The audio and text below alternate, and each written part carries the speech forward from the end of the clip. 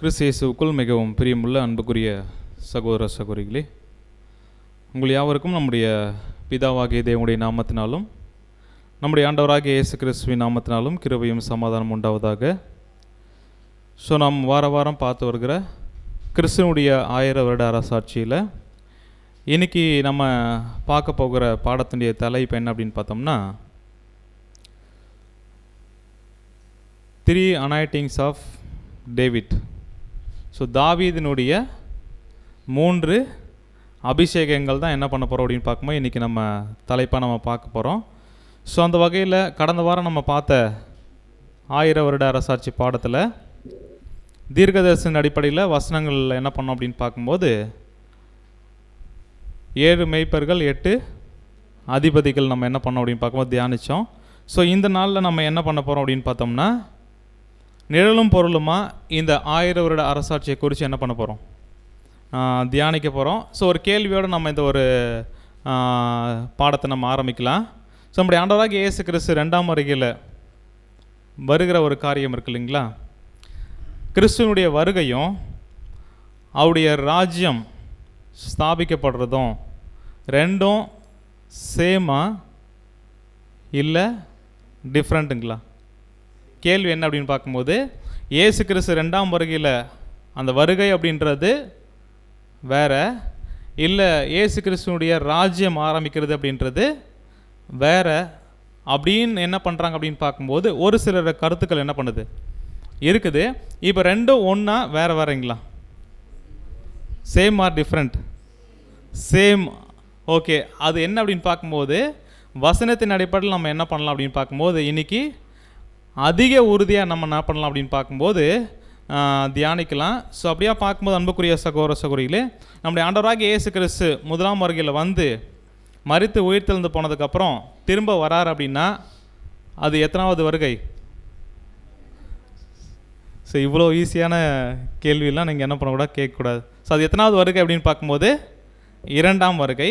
அப்போ 2ஆம் வருகையில் வரும்போது அவர் 2ஆம் வருகையில் வருவேன்னு சொல்லியிருக்கிறாரு. ஆனால் அதுக்கப்புறம் ராஜ்யம் தனியாக ஆரம்பிக்கும் அப்படின்னு எங்கேயா பேசியிருக்கிறாருங்களா? இப்போ என்ன அப்படின்னு பார்க்கும்போது இது சேமா இல்லை டிஃப்ரெண்ட்டாக இயேசு கிறிஸ்துவின் வருகையும் ராஜ்யத்தையும் அப்படின்றத நேரடியாகவே ஒரு 2 வசனத்தில் நம்ம என்ன பண்ணலாம், கன்ஃபார்ம் பண்ணலாம். படிக்கலாம் பாருங்கள். மத்தேயு 16ஆம் அதிகாரம் 28ஆம் வசனம். மத்தேயு 16ஆம் அதிகாரம் 28ஆம் வசனம். இங்கே நிற்கிறவர்களில் சிலர் மனுஷகுமாரன் தம்முடைய ராஜ்யத்தில் வருவதை காணும் முன் மரணத்தை ருசி பார்ப்பதில்லை என்று மெய்யாவே உங்களுக்கு சொல்லுகிறேன் என்றார். இங்கே நம்முடைய ஆண்டவர் என்ன இங்கே சொல்லியிருக்கிறாங்க அப்படின்னு பார்க்கும்போது, இங்கே நிற்கிறவர்கள் சிலர் மனுஷகுமாரன் தம்முடைய ராஜ்யத்தில் வருவதை காணும் முன். அப்போனா அவர் வரார் அப்படின்னாலே எதில் தான் வருவார்? ராஜ்யத்தில் தான் வருவார். அப்புறம் வந்துட்டார் அப்படின்னாலே என்ன அர்த்தம்? ராஜ்யம் வந்திருக்கு அப்படின்னு தான் அர்த்தம். இது மாத்திரமல்ல, நமக்கு நல்லா தெரிஞ்ச ஒரு சம்பவம். 2 கள்ளர்கள், ஒரு கள்ளன் வந்து என்ன பண்ணுறான் அப்படின்னு பார்க்கும்போது நல்லா தெரிஞ்ச ஒரு விஷயத்த சொல்கிறாப்புல. படிக்கலாம் பாருங்கள். லூக்கா 23:43 வசனம். லூக்கா 23ஆம் அதிகாரம் 43ஆம் வசனம். இயேசுவை நோக்கி, ஆண்டவரே, நீர் உம்முடைய ராஜ்யத்தில் வரும்போது அடியேனை நினைத்தருளும் என்றான்.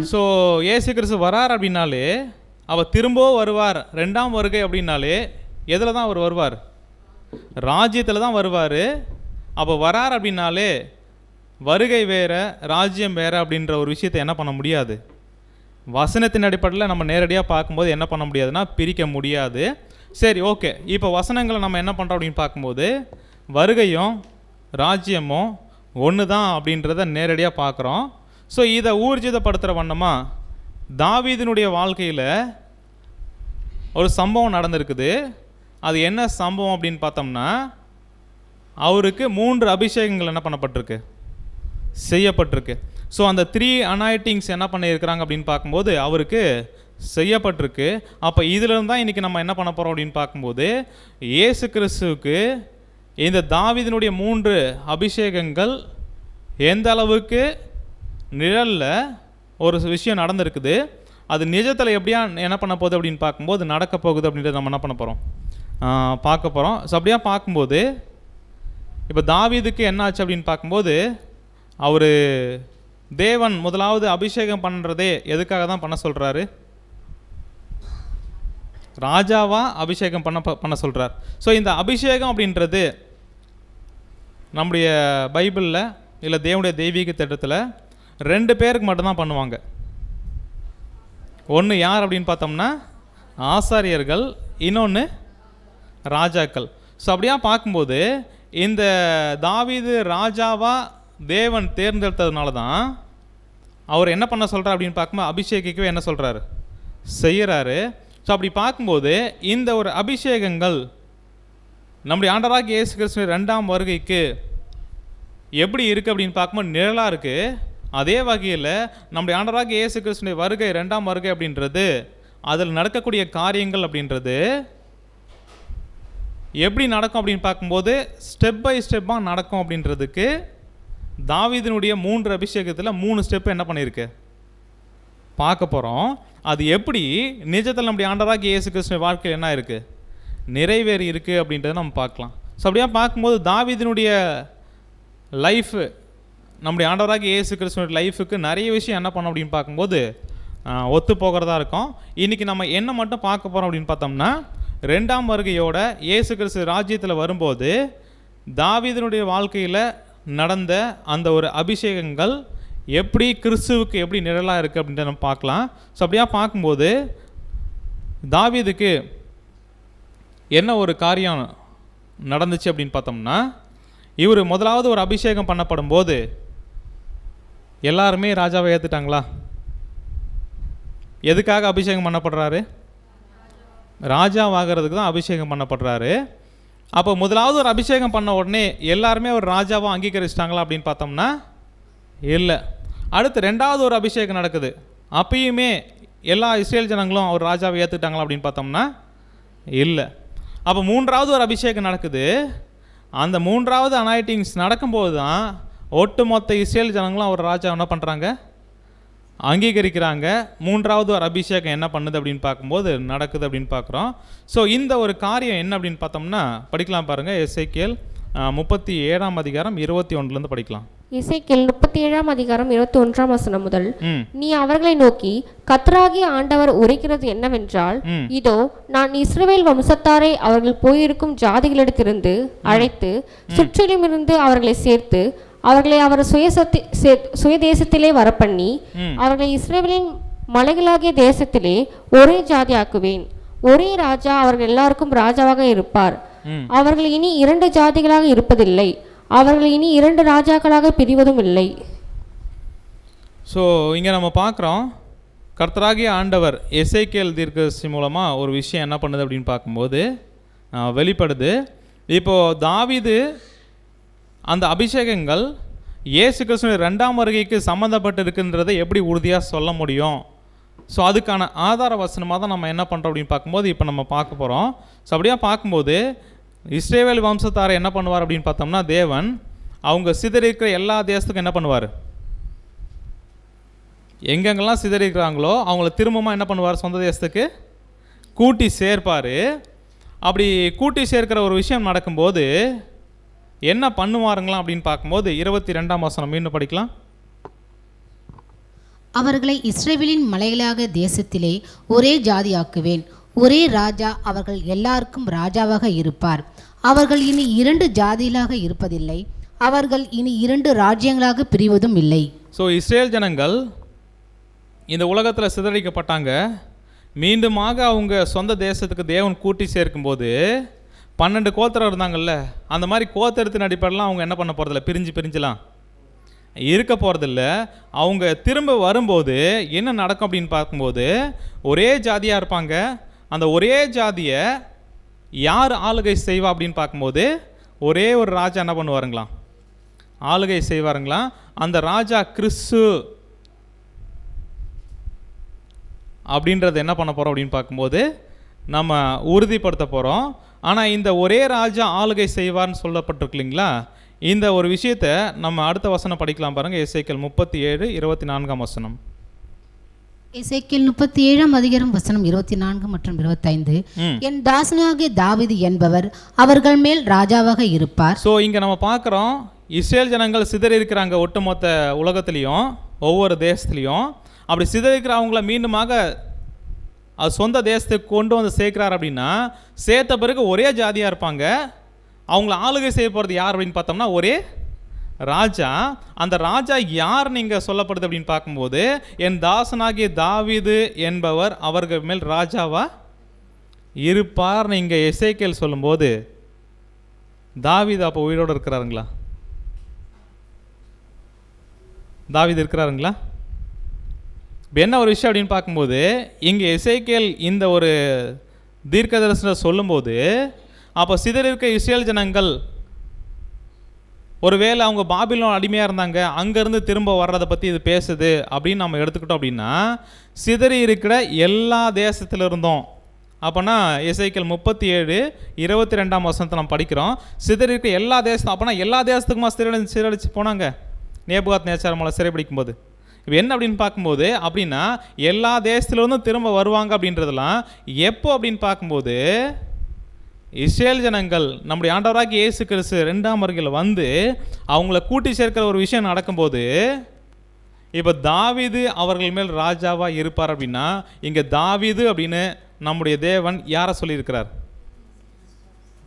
ஸோ நம்முடைய ஆண்டவராகிய நேரடியாகவே என்ன அப்படின்னு பார்க்கும்போது, தாவீதுன்ற பெயரை யாருக்கு அடையாளமாக சொல்லப்பட்டிருக்கு அப்படின்னு பார்க்கும்போது, ஆண்டவராகிய இயேசு கிறிஸ்துக்கு என்ன பண்ணப்பட்டிருக்கு அப்படின்னு பார்க்கும்போது சொல்லப்பட்டிருக்கு அப்படின்ற ஒரு விஷயத்தை பார்க்குறோம். ஸோ அப்படியா பார்த்தோம்னா, இப்போ அவர் என்ன பண்ணுவார் அப்படின்னு பார்க்கும்போது, ராஜாவாக இருப்பார் தாவீது. அதுதான் நம்முடைய ஆண்டவராகிய இயேசு கிறிஸ்து. அவர்கள் எல்லாருக்கும் ஒரே மேய்ப்பர் என்ன பண்ணுவாராம் இருப்பார். அப்பொழுது அவர்கள் நியாயங்களின்படி நடந்து என் கட்டளைகளை கை கொண்டு அவைகளின்படி செய்து. ஸோ இப்படியா பார்க்கும்போது, இந்த ஒரு 25ஆம் வசனத்தினுடைய பிற்பகுதி மட்டும் நான் வாசிக்கிறேன். என் தாசனாகிய தாவீது என்பவர் என்றென்றைக்கும் அவர்களுக்கு அதிபதியாக இருப்பார். ஸோ அப்படின்னா இந்த ஒரே ராஜா அப்படின்றத இங்கே யார் சொல்லப்படுது அப்படின்னு பார்க்கும்போது, தாவீதுன்ற பெயர் சொல்லப்பட்டிருக்கு. ஆனால் அந்த தாவீது யார் அப்படின்னு பார்க்கும்போது, இயேசு கிறிஸ்துவை பற்றி தான் என்ன பண்ணுது அப்படின்னு பார்க்கும்போது, தீர்க்க தரிசனமாக இந்த இடத்துல வசனம் என்ன பண்ணப்பட்டிருக்கு அப்படின்னு பார்க்கும்போது சொல்லப்பட்டிருக்கு அப்படின்ற ஒரு விஷயத்தை பார்க்குறோம். ஸோ அப்படியே பார்க்கும்போது அன்புக்குரிய சகோதர சகோதரிகளே, இந்த ஒரு காரியத்தை தான் தாவீது தான் மீண்டுமாக அவங்க கூட்டி சேர்க்கப்படும் போது ராஜாவாக அவங்களுக்கு இருப்பார். ஒரே ராஜா, அவங்க ஒரே ஜாதியாக இருப்பாங்க அப்படின்ற ஒரு விஷயத்தை பார்க்கும்போது, இந்த தாவீதினுடைய வம்சத்திலிருந்து தான் யாரே வருவார் அப்படின்றத நம்ம பார்த்துருக்குறோம் வசனங்கள். இயேசு கிறிஸ்து எங்கேருந்தா வருவார்? எங்கேருந்து வருவார்னா, ஏசாயா 11ஆம் அதிகாரம் 1ஆம் வசனத்தில், ஈசா என்னும் அடிமரத்திலிருந்து ஒரு துளிர் என்ன பண்ணுமா? தோன்றுமா. அவன் வேர்கள் இருந்து அப்படின்னா, ஈசா என்னும் அடிமரம் அப்படின்னு சொல்லும்போது, ஈசா யாருன்னு அப்படின்னு பார்க்கும்போது தாவீதுடைய அப்பா. ஸோ அங்கேருந்து என்ன அப்படின்னு பார்க்கும்போது வேர் இருக்கும். அந்த வேர் தான் யார் அப்படின்னு பார்க்கும்போது தாவீது. அந்த வேர்லேருந்து ஒரு கிளை என்ன பண்ணுமா? எழும்பி செய்க்குமா.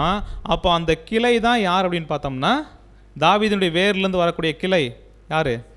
நம்முடைய ஆண்டவராகிய இயேசு கிறிஸ்து. அப்படின்னா இப்போ இயேசு கிறிஸ்துவை பற்றி பேசுகிற வசனங்கள், அநேக காரியங்கள் யாருக்கு ஒப்பிட்டு சொல்லப்பட்டிருக்கு அப்படின்னு பார்க்கும்போது, தாவீதினுடைய லைஃபுக்கு என்ன பண்ணப்பட்டிருக்கு அப்படின்னு பார்க்கும்போது ஒப்பிட்டு சொல்லப்பட்டிருக்கு.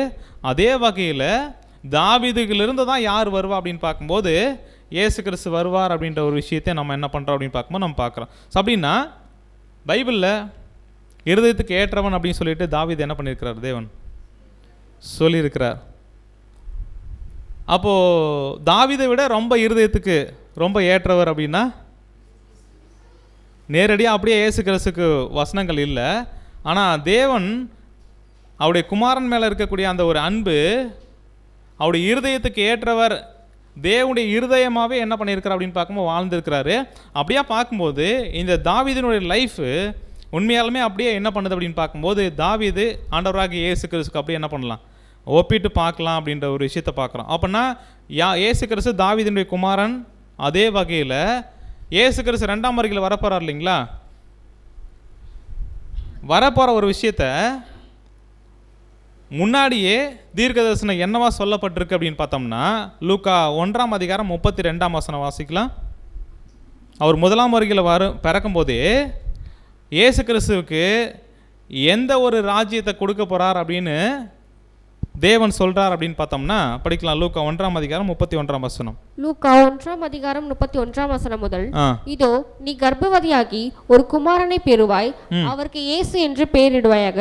ம் அவர் பெரியவராய் இருப்பார், ம் உன்னதமானவருடைய குமாரன் என்னப்படுவார். ம் கர்த்தராகிய தேவன் அவருடைய பிதாவாகிய தாவீதின் சிங்காசனத்தை அவருக்கு கொடுப்பார். ஸோ நம்முடைய ஆண்டவராகிய இயேசு கிறிஸ்துவுக்கு சிங்காசனம், ராஜ்யம் கிடைக்க போகுது. அது யாருடைய சிங்காசனம் அப்படின்னு பார்த்தோம்னா தாவீதுக்கு இருந்த சிங்காசனம். ஸோ அதுதான் யாருக்கும் கொடுக்கப்பட போகுது அப்படின்னு பார்த்தோம்னா இங்கே நம்முடைய ஆண்டவராகிய இயேசு கிறிஸ்துக்கு என்ன பண்ண போகுதுங்களா, கொடுக்கப்பட ஒரு விஷயமா இருக்கிறதுனால, அப்போ இந்த 3 அபிஷேகங்கள் அப்படின்ற ஒரு விஷயம் இப்போ தாவீதினோட லைஃப்ல இருந்து கிறிஸ்துவனுடைய 2ஆம் வருகைக்கு அந்த ஒரு சிங்காசனத்தில் அவர் இருக்கும்போது இது எப்படியா நிழலாக இருக்குது அப்படின்றத நம்ம 1 by 1 நம்ம என்ன பண்ணலாம் அப்படின்னு பார்க்கும்போது நம்ம பார்க்கலாம். ஸோ அப்படி பார்க்கும்போது தாவீதினுடைய பெயர் பைபிளில் எத்தனை தடவை இருக்குது அப்படின்னு பார்த்தோம்னா 1135 தடவை சொல்லப்பட்டிருக்கு. அதே வகையில் தாவீதை பற்றி எத்தனை அதிகாரங்கள் மொத்தமாக பைபிளில் தாவீதினுடைய சம்பவங்கள் பெயர் இடம்பெற்றிருக்கு அப்படின்னு பார்த்தோம்னா 62 அதிகாரங்களில் இவருடைய பெயர் என்ன பண்ணப்பட்டிருக்கு, இடம் பெற்றிருக்குது. ஸோ அப்படியே பார்க்கும்போது 62 சாப்டரில் இவரை பற்றி என்ன பண்ணப்பட்டிருக்கு அப்படின்னு பார்க்கும்போது சொல்லப்பட்டிருக்கு. அப்படின்னா பைபிளில் மொத்தம் எத்தனை அதிகாரங்கள் இருக்குது?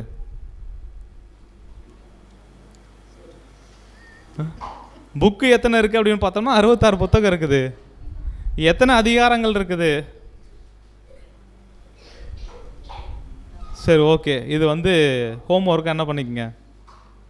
ஸோ எத்தனை அதிகாரங்கள் இருக்குது அப்படின்னு பார்க்கும்போது 1115 அதிகாரங்கள் இருக்குது. அதில் தாவீதுக்கு மட்டுமே என்ன அப்படின்னு பார்க்கும்போது 62 அதிகாரங்கள் என்ன பண்ணப்படுது அவர் லைஃப் பற்றி சொல்லப்பட்டிருக்கு. அப்படின்னா எவ்வளோ ஒரு ஆச்சரியமான ஒரு கேரக்டராக தாவீது என்ன பண்ணியிருக்கிறாருன்னா இருந்திருக்கிறார் அப்படின்ற ஒரு விஷயத்தை என்ன பண்ணுறோம்னு நம்ம பார்க்குறோம். ஸோ அப்படியே பார்க்கும்போது அன்புக்குரிய சகோதர சகோதரிகளே, இப்போ தாவீதினுடைய லைஃபு இயேசு கிறிஸ்துவுக்கு அப்படியே ஒப்பிட்டு பார்க்கலாம் அப்படின்ற ஒரு விஷயத்தை பார்க்கும்போது இப்போ இந்த 3 அபிஷேகத்தை மட்டும் நம்ம என்ன பண்ண போகிறோம் அப்படின்னு பார்க்கும்போது இயேசு கிறிஸ்துடைய 2ஆம் வருகையோடு எந்த அளவுக்கு சம்மந்தப்பட்டிருக்குன்றதை நம்ம என்ன பண்ணலாம் பார்க்கலாம். அப்போ முதலாவது ஒரு அபிஷேகம் தாவீதுக்கு என்ன பண்ணுது அப்படின்னு பார்க்கும்போது நடக்குது. அது எங்கே இடம்பெற்றிருக்கு இந்த சம்பவங்கள் அப்படின்னு பார்த்தோம்னா 1 சாமுவேல் 16ஆம் அதிகாரத்தில் என்ன பண்ணியிருக்குன்னா தாவீதுக்கு முதலாவது அபிஷேகம் செய்கிற ஒரு விஷயத்தை என்ன பண்ணுறோம் அப்படின்னு பார்க்கும்போது நம்ம பார்க்குறோம். ஸோ இந்த முதலாவது அபிஷேகத்தை யார் பண்ணுறா அப்படின்னு பார்க்கும்போது சாமுவேல் என்ன பண்ணுறாரு. அப்போ தாவீதை வந்து என்ன பண்ணுறாருன்னு பார்க்கும்போது தேவன் முன்குறிச்சிட்டார் ராஜாவா. இப்போ அந்த தாவீதை என்ன பண்ணணும் அப்படின்னு பார்க்கும்போது அபிஷேகம் என்ன பண்ணணும், செய்யணும் ராஜாவாக. ஸோ அதுக்கு தான் யாரை அனுப்புகிறார் அப்படின்னு பார்க்கும்போது சாமுவேல் தீர்க்கதரிசி தேவன் அனுப்புகிறாங்க. அப்போ சாமுவேல் தீர்க்கதரிசி போயிட்டு என்ன பண்ணுறாருன்னா தாவீதினுடைய அப்பா கிட்ட என்ன பண்ணுறாருன்னு பார்க்கும்போது உங்கள் குடும்பத்தில் இருந்தால் என்ன அப்படின்னு பார்க்கும்போது ராஜாவை தேவன் தேர்ந்தெடுத்திருக்கிறாரு, உங்களுடைய பிள்ளைகள் எல்லாம் என்ன பண்ணுங்க அப்படின்னு பார்க்கும்போது காமிங்க அப்படின்னு சொல்லிட்டு சொல்லும்போது 1 2 3 அப்படின்னு என்ன பண்ணுறாங்கன்னா 7 பேர் என்ன பண்ணுறாங்க வராங்க. 7 பேருமே இல்லைன்னு தேவன் என்ன பண்ணிட்டார் சொல்லிட்டார். ஸோ அப்போ இவ்வளோதானா அப்படின்னு கேட்கும்போது இல்லை, இன்னொருத்தர் இருக்கிறான், அவன் எங்கே இருக்கிறான், ஆடு மேய்ச்சிட்டு இருக்கிறான் அப்படின்னு சொல்லும்போது அவனை என்ன பண்ணுங்க அப்படின்னு பார்க்கும்போது கூப்பிட்டு வாங்க அப்படின்னு சொல்லும்போது வந்த உடனே அவரை பார்க்கும்போது எப்படியா இருக்குது அப்படின்னு பார்க்கும்போது படிக்கலாம். 1 சாமுவேல் 16ஆம் அதிகாரம் 12ஆம் வசனம். 1 சாமுவேல் 16ஆம் அதிகாரம் வசனம் 12 மற்றும் 13. ஆள் அனுப்பி அவனை அழைப்பித்தான். அவன் சிவந்த மேனியும் அழகிய கண்களும் நல்ல ரூப உள்ளவனாய் இருந்தான். அப்பொழுது கர்த்தர், இவன்தான், நீ எழுந்து இவனை அபிஷேகம் பண்ணு என்றார். ஸோ இவர் தான் தாவீது தான், நான் தெரிந்து கொண்ட ராஜா, நீங்கள் என்ன பண்ண அப்படின்னு பார்க்கும்போது இவர் அபிஷேகம் பண்ணு அப்படின்னு சொல்லும்போது இப்போ சாமுவேல் தீர்க்கதரிசி என்ன பண்ணுறாருன்னா படிக்கலாம் 13ஆம் வசனம். அப்பொழுது சாமுவேல் தைலக்கொம்பை எடுத்து அவனை அவன் சகோதரர் நடுவிலே அபிஷேகம் பண்ணினான். அந்நாள் முதற்கொண்டு கர்த்தருடைய ஆவி தாவீது மேல் வந்து இறங்கியது. சாமுவேல் எழுந்து ராமாவுக்கு போய்விட்டான். ஸோ இப்போது தைலக்கொம்பை எடுத்து என்ன பண்ணுறா அப்படின்னு பார்த்தோம்னா தாவீதை சாமுவேல் அபிஷேகம் பண்ணுறாரு. என்னவாக அபிஷேகம் பண்ணுறாரு, ராஜாவாக என்ன பண்ணுறாரு அபிஷேகம் பண்ணுறாரு. யார் மத்தியில் அப்படின்னு பார்க்கும்போது அவங்களுடைய சகோதரர். அப்போனா இந்த குடும்பத்தாருக்கு மட்டும்தான் தேவன் இவரை ராஜாவாக தெரிஞ்சிருக்கிறார்ன்ற ஒரு விஷயம் என்ன பண்ணுது தெரியுது, கரெக்டுங்களா? அப்போனா இப்போ சாமுவேல் தீர்க்கதரிசி தெரியுது, அதுக்கப்புறம் ராஜாவாக அபிஷேகம் பண்ணியிருக்கிறார் அப்படின்றத அவங்களுடைய சகோதரருக்கு என்ன பண்ணுது தெரியுது. வேறு யாருக்கும் இவர் ராஜான்னு என்ன பண்ணல அப்படின்னு பார்க்கும்போது முதலாவது அபிஷேகம் பண்ண போகும்போது தெரியல அப்படின்ற ஒரு விஷயத்தை பார்க்குறோம். அப்போது இந்த அபிஷேகம் பண்ணும்போது என்ன ஆச்சு அப்படின்னு பார்த்தோம்னா, கர்த்தருடைய ஆவி யார் மேலே வந்து இறங்கியிருந்தது? தாவீதின் மேலே முதலாவது ஒரு அபிஷேகம் பண்ணும்போது என்ன பண்ணுச்சு அப்படின்னு பார்க்கும்போது இறங்கி இருந்தது. ஸோ இந்த அபிஷேகம் நடந்ததுக்கப்புறம் என்ன தாவீதினுடைய வாழ்க்கையில் அடுத்து நடக்குது அப்படின்னு பார்த்தோம்னா, கோலியாத் அப்படின்ற ஒரு மனுஷன் என்ன பண்ணுறாரு? மீட் பண்ணுறார்.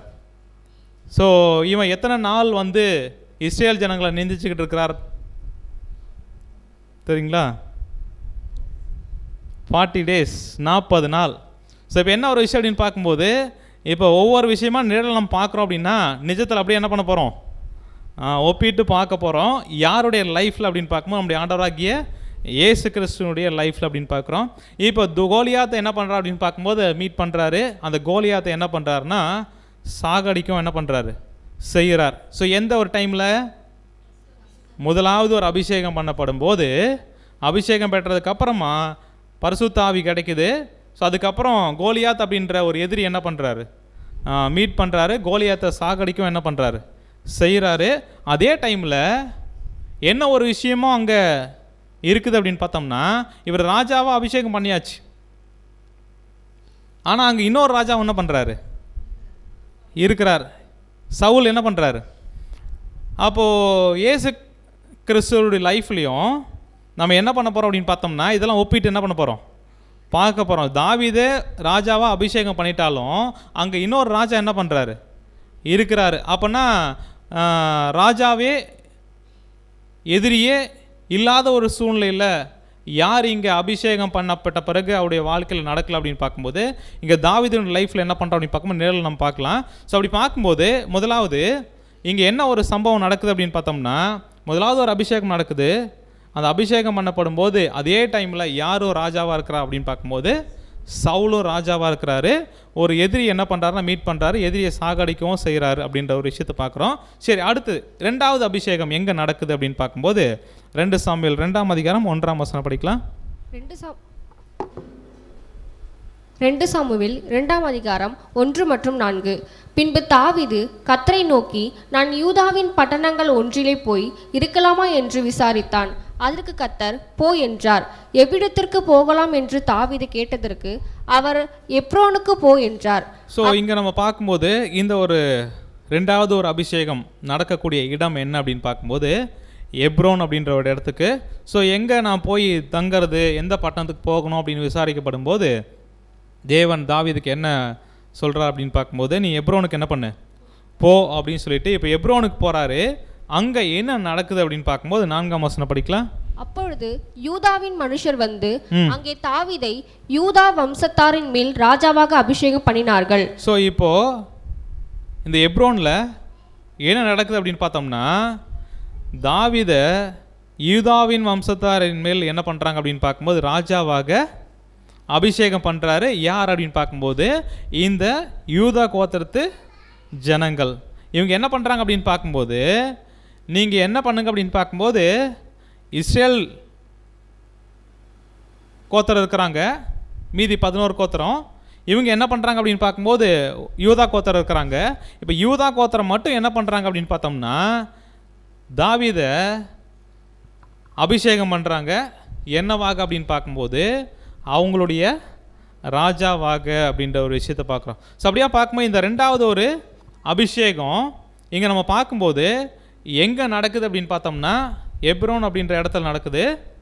யார் அங்கே அபிஷேகம் பண்ணுறாங்க, யார் இந்த டைமில் ராஜாவாக அவங்க ஏற்றுக்கிறாங்க தாவீது அப்படின்னு பார்த்தோம்னா யூதா கோத்திரம் மட்டும் என்ன பண்ணுறாங்க அப்படின்னு பார்க்கும்போது ஏற்றுக்கிறாங்க. மற்ற கோத்திரங்கள் இவர் ராஜாவை என்ன பண்ணல, இந்த ரெண்டாவது அபிஷேகத்தில் என்ன பண்ணல அப்படின்னு பார்க்கும்போது அங்கீகரிக்கல. அப்போ முதலாவது ஒரு அபிஷேகம் நடக்கும்போது அவங்களுடைய ஃபேமிலி மெம்பர்ஸ் மட்டும் என்ன பண்ணுது தெரியுது. ரெண்டாவது ஒரு அபிஷேகம் பண்ணப்படும் போது யார் மாத்திரம் ஏற்றுக்கொள்கிறாங்க அப்படின்னு பார்க்கும்போது யூதா கோத்திரத்தின் மத்தியில் என்ன பண்ணுறார் அப்படின்னு பார்த்தோம்னா ராஜாவாக அபிஷேகம் பண்ணப்படுறார். ஸோ இந்த ரெண்டாவது ஒரு அபிஷேகம் பண்ணப்படும் போதும் சவுல் மரிச்சதுக்கப்புறம் யாரை ராஜாவாக ஏற்படுத்துகிறாங்க அப்படின்னு பார்த்தோம்னா அவருடைய பையன் இஸ்போசேத் 2 சாமுவேல் 2:10 நம்ம படித்தோம் அப்படின்னா அவருடைய பையன் என்ன பண்ணுறாரு அப்படின்னு பார்க்கும்போது இஸ்போசேத் இருக்கிறாரு. அவரை ராஜாவை என்ன பண்ணுறாங்க அங்கே ஏற்படுத்துகிற ஒரு விஷயமும் என்ன பண்ணுது அப்படின்னு பார்க்கும்போது நடக்கிற ஒரு காரியத்தை என்ன பண்ணுறோன்னு நம்ம பார்க்குறோம். ஸோ இப்போ அடுத்தா நம்ம பார்க்கும்போது 3வது அபிஷேகம் தாவீதுக்கு எந்த டைமில் நடக்குது அப்படின்னு பார்க்கும்போது 2 சாமுவேல் 5ஆம் அதிகாரம் 1-2 வசனங்கள். 2 சாமுவேல் 5ஆம் அதிகாரம் வசனம் 1 மற்றும் 2. அக்காலத்திலே இஸ்ரவேலின் கோத்திரங்கள் எல்லாம் எப்ரோனில் இருக்கிற தாவீதிடத்தில் வந்து, இதோ நாங்கள் உம்முடைய எலும்பும் உம்முடைய மாம்சமானவர்கள். சவுல் எங்கள் மேல் ராஜாவா இருக்கும் போதே இஸ்ரவேலை நடத்தி கொண்டு போனவரும் நடத்தி கொண்டு வந்தவரும் நீரே. போதும் சிஸ்டர். இப்போ என்ன ஒரு விஷயம் சொல்கிறாங்க அப்படின்னு பார்த்தோம்னா, இப்போ யார் வராங்க? 3வது ஒரு அபிஷேகம் நடக்கும்போது யார் வராங்க அப்படின்னு பார்க்கும்போது இஸ்ரவேலின் கோத்திரங்கள் எல்லாம் என்ன பண்ணுறாங்க? ஸோ 3வது அபிஷேகம் நடக்கக்கூடிய இடமும் எங்கே தான் அப்படின்னு பார்த்தோம்னா எப்ரோன் அப்படின்ற இடத்துல தான். இங்கே யார் அபிஷேகம் பண்ணுறதுக்கு வராங்க, ராஜாவாக ஏற்றுக்கொள்கிறாங்க அப்படின்னு பார்த்தோம்னா தாவீதை. இஸ்ரவேலின் கோத்திரங்கள் எல்லாம் என்ன பண்ணுறாங்க? எப்ரோனுக்கு வந்து தாவீதினத்தில் வந்து நாங்கள் எப்படி இருக்கிறோம் அப்படின்னு பார்க்கும்போது உங்களுடைய எலும்பும், ஸோ அந்த அளவுக்கு என்ன பண்ணுறோம் அப்படின்னு பார்க்கும்போது உங்களுக்கு நெருக்கமாக நாங்கள் இருக்கிறோம். அதே வகையில் என்ன அப்படின்னு பார்க்கும்போது சவுல் ராஜாவாக இருக்கும்போதே நீங்கள் என்ன பண்ணீங்க அப்படின்னு பார்த்தோம்னா எங்களுக்கு சரியானதை சொல்லி கொடுத்து என்ன பண்ணீங்க, நடத்தி கொண்டு வந்தங்க. ஆனால் நாங்கள் தான் என்ன பண்ணல, அதை சரியா புரிஞ்சிக்கல. இப்போ என்ன சொல்கிறாங்க அப்படின்னு பார்க்கும்போது இப்போ நீங்கள் என்ன பண்ணுங்க அப்படின்னு பார்த்தோம்னா படிக்கலாம் சார் மீதி பகுதி.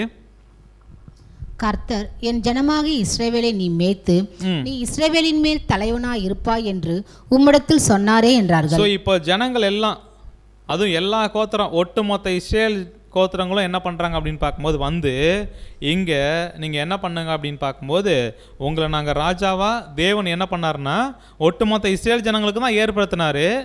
ஆனால் இப்போ தான் நாங்கள் என்ன பண்ணுறோம், அதை புரிஞ்சுக்கிறோம். இப்போ நாங்கள் என்ன பண்ணுறோம் அப்படின்னு பார்த்தோம்னா படிக்கலாம் 2 சாமுவேல் 5ஆம் அதிகாரம் 3ஆம் வசனம். 2 சாமுவேல் 5ஆம் அதிகாரம் 3ஆம் வசனம். இஸ்ரவேலின் மூப்பர் எல்லாரும் எப்ரோனிலே ராஜாவினிடத்தில் வந்தார்கள்.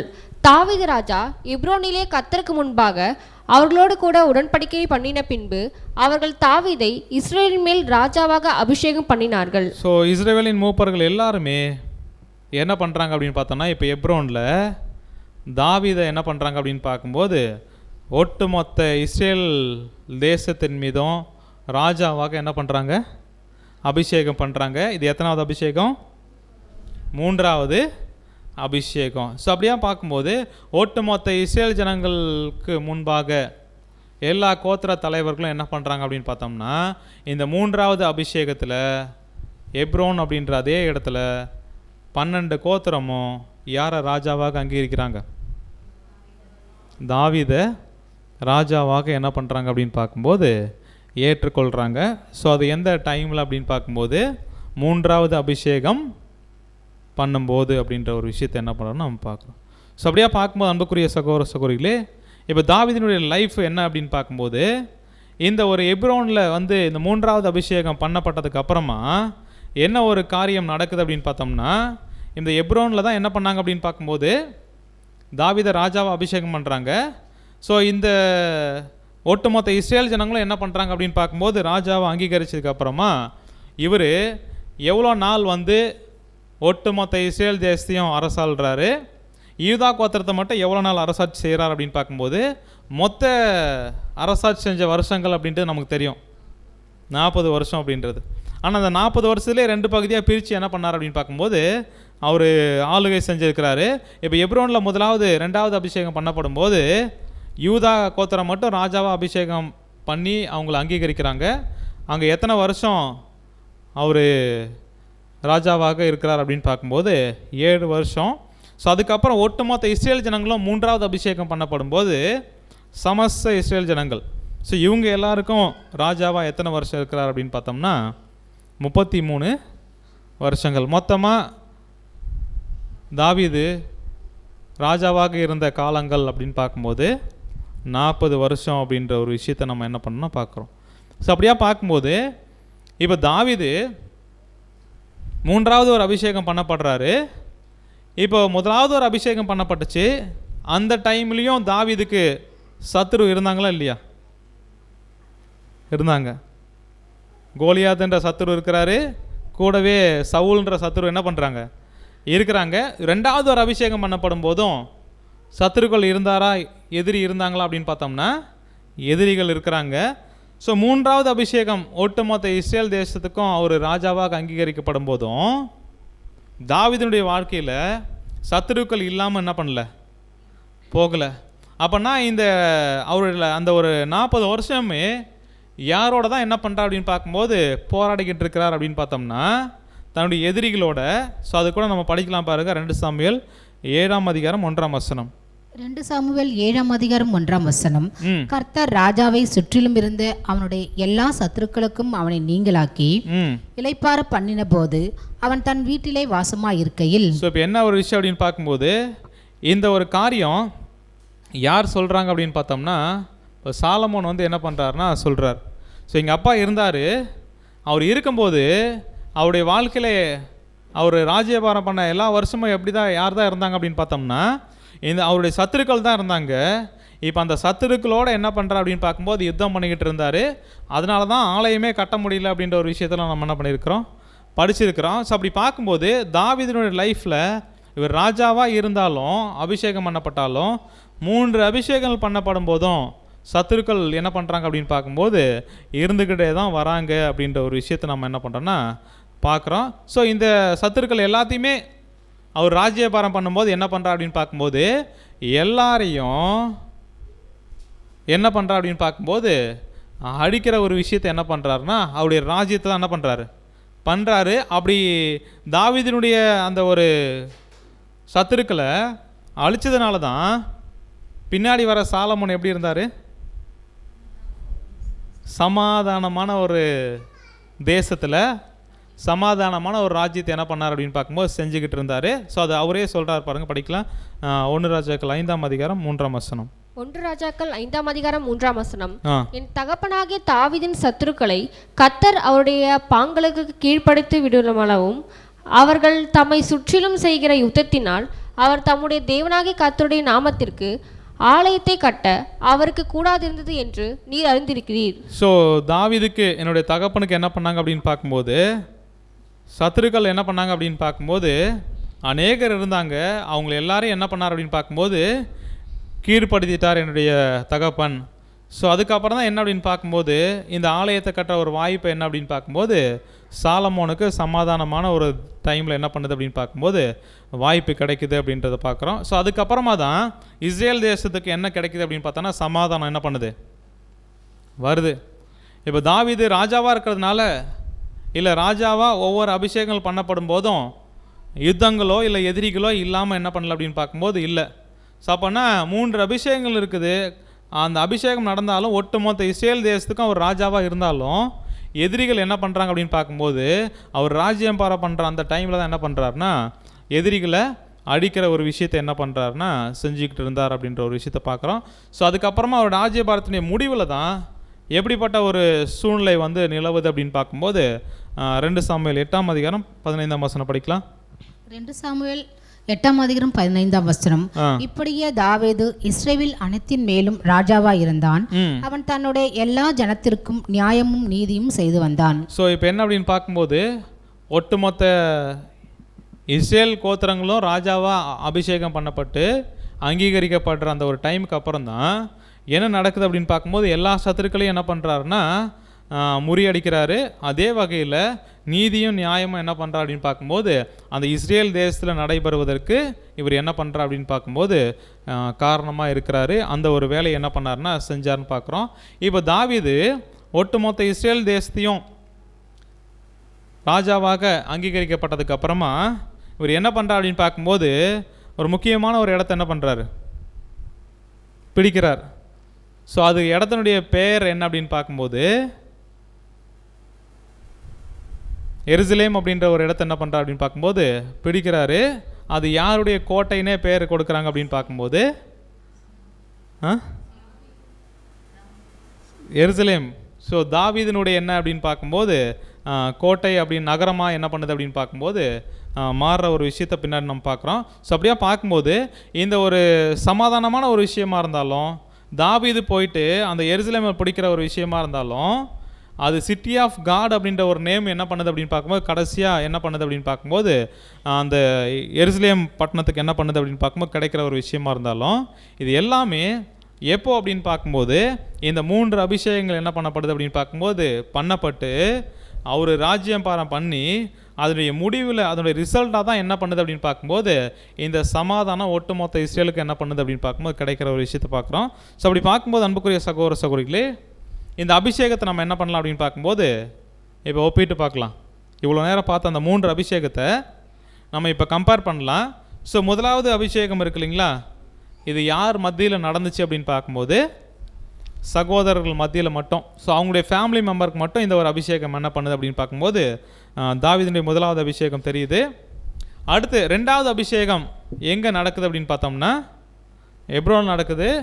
யார் மத்தியில் அப்படின்னு பார்க்கும்போது யூதா கோத்திரம் மட்டும் என்ன பண்ணுறாங்க, ராஜாவாக அங்கீகரிக்கிறாங்கன்றதை பார்க்குறோம்.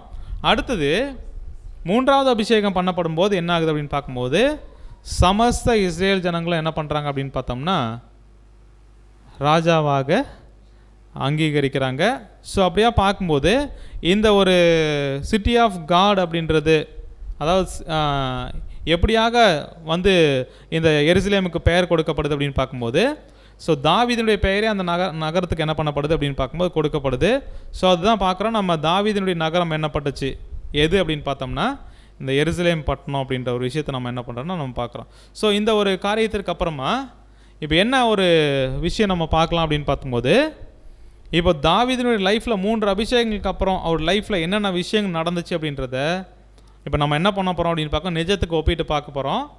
அப்போது சிட்டி ஆஃப் டேவிட் அப்படின்றது நிஜத்தில் என்ன அப்படின்னு பார்த்தோம்னா சிட்டி ஆஃப் காட், ஸோ தேவனுடைய நகரம் யாது அப்படின்னு பார்க்கும்போது இந்த ஒட்டுமொத்த பூமியும் தேவனுடைய நகரமாக என்ன பண்ண போகுது அப்படின்னு பார்க்கும்போது மாறப்போகுது. அப்படி மாறணும் அப்படின்னா தாவீதுக்கு 3 அபிஷேகங்கள் நடந்த மாதிரி இங்கே யாருக்கு 3 அபிஷேகம் நடக்கணும் அப்படின்னு பார்க்கும்போது நம்முடைய ஆண்டவராகிய இயேசு கிறிஸ்துக்கு என்ன பண்ணணும் அப்படின்னு பார்க்கும்போது நடக்கணும். ஸோ அப்படியா பார்க்கும்போது இந்த தாவீதினுடைய நகரமாக எருசலேம் கைப்பற்றப்பட்டு அதுக்கப்புறம் அங்கே ஒரு சமாதானம் நிலவர ஒரு விஷயம் நடந்துச்சு இல்லைங்களா, அதே மாதிரி இந்த ஒட்டுமொத்த பூமியிலையும் இந்த சமாதானம் நடக்கணும் இல்லை சமாதானம் இருக்கணும் அப்படின்னா இப்போ தாவீது என்ன பண்ணணும் அப்படின்னு பார்க்கும்போது ராஜாவை முதல்ல என்ன பண்ணணும், வரணும். ஸோ தாவீது அப்படின்னா நிஜத்தில் யார் அப்படின்னு பார்க்கும்போது நம்முடைய ஆண்டவராகிய இயேசு கிறிஸ்து ராஜாவாக என்ன பண்ணணும் அப்படின்னு பார்க்கும்போது வரணும். அதுக்கு அவருக்கு என்ன பண்ணணும் அப்படின்னு பார்க்க 3 அபிஷேகம் என்ன பண்ணணும் நடக்கணும். இப்போ நிழலில் பார்த்தாச்சு, இப்போ நிஜம் எல்லாமே நீங்கள் என்ன பண்ண போகிறீங்க சொல்ல போகிறீங்க. அப்போ முதலாவது ஒரு அபிஷேகம், இந்த 3 அபிஷேகங்கள் நடந்து முடிஞ்சாதான் என்ன ஆகும் அப்படின்னு பார்க்கும்போது ஒட்டுமொத்த உலகத்துக்குமே சமாதானம் அப்படின்ற ஒரு விஷயம் என்ன பண்ணோம் கிடைக்க போகுது. அங்கே இஸ்ரேல் ஜனங்களுக்கு கிடைச்ச அந்த அதே மாதிரியான ஒரு விஷயம். ஸோ இப்போ முதலாவது ஒரு அபிஷேகம் அப்படின்ற ஒரு காரியத்தை நம்ம பார்க்கும்போது தாவீதுனுடைய லைஃப்பில் சகோதரர்கள் மட்டும் தெரிந்திருக்கிற மாதிரி என்ன பண்ணுச்சு அப்படின்னு பார்க்கும்போது அவருடைய லைஃப்பில் அந்த ஃபஸ்ட்டு அனாயிட்டிங் என்ன பண்ணுச்சு அப்படின்னு பார்க்கும்போது நடந்துச்சு. இந்த முதலாவது அபிஷேகம் நம்முடைய ஆண்டவராகிய இயேசு கிறிஸ்துவுக்கு நடந்த முதலாவது அபிஷேகம் எந்த ஒரு டைமை நம்ம சொல்லலாம்?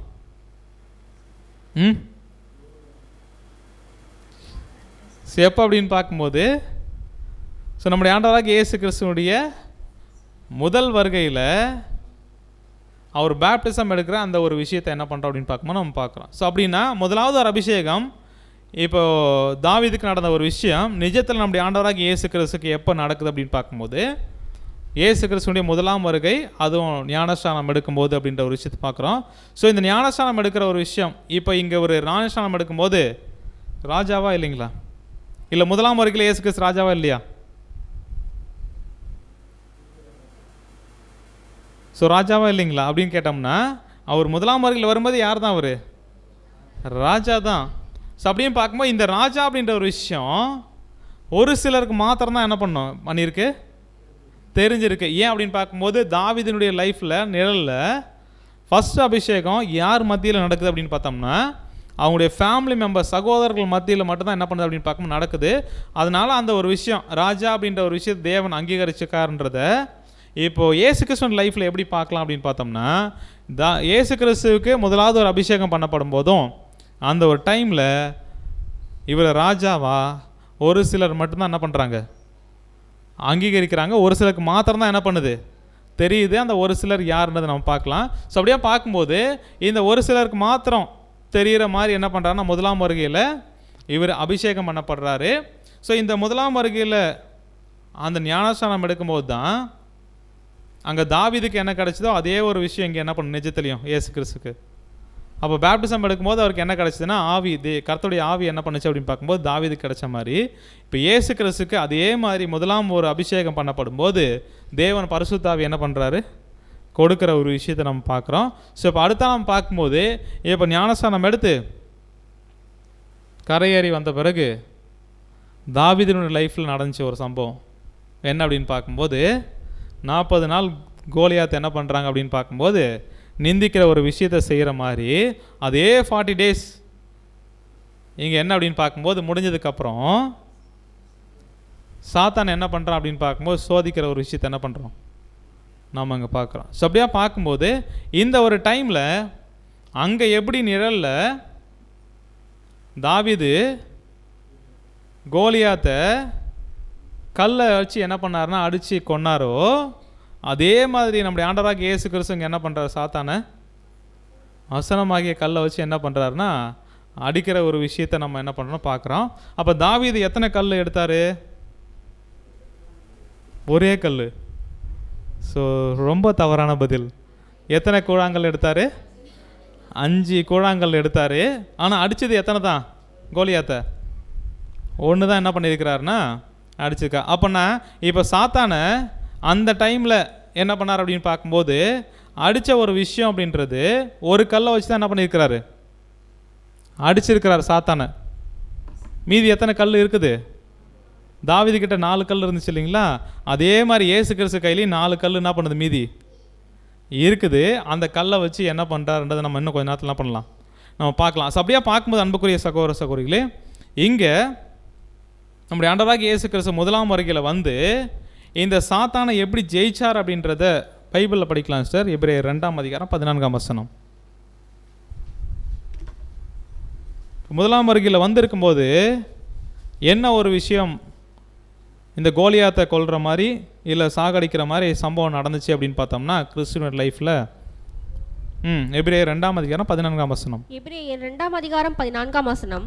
ஆதலால் பிள்ளைகள் மாம்சத்தையும் இரத்தத்தையும் உடையவர்களாய் இருக்க அவரும் அவர்களைப் போல மாம்சத்தையும் இரத்தத்தையும் உடையவரானார். மரணத்துக்கு அதிகாரியாகிய பிசாசானவனை தமது மரணத்தினாலே அழிக்கும்படிக்கும். ஸோ இப்போ என்ன அப்படின்னு பார்க்கும்போது மரணத்துக்கு அதிகாரியாக இருந்த பிசாசானவனை சாத்தானை மரணத்தினால அடிக்கிறதுக்காக இப்போ என்ன பண்ணியிருக்காரு, இயேசு கிறிஸ்து மறிச்சிருக்கிறார். அப்போ இயேசு கிறிஸ்து மறிச்சிட்டார் அப்படின்னா சாத்தானுக்கு ஒரு மரணம் வந்துடுச்சா, வந்துடுச்சிங்களா?